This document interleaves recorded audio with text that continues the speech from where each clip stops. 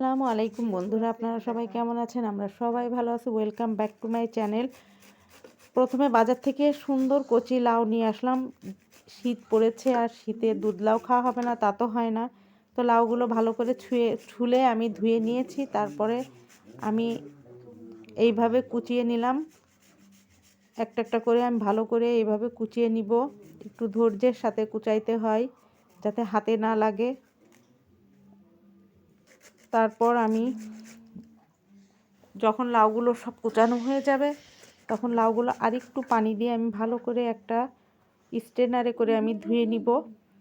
তারপর এটা আমি আলাদা গরম পানি করে এটা ফুটিয়ে সিদ্ধ করে নিয়ে এটা চিপে আমি পানি ঝরিয়ে রাখবো।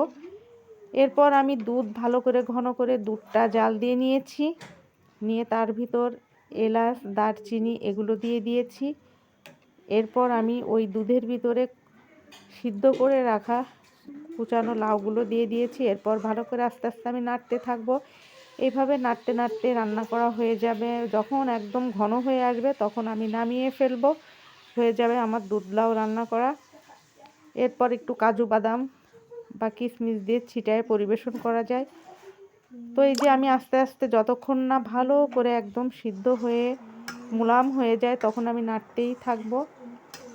একদম ক্ষীরের মতো যখন হয়ে যাবে তখন আমি নামিয়ে ফেলবো।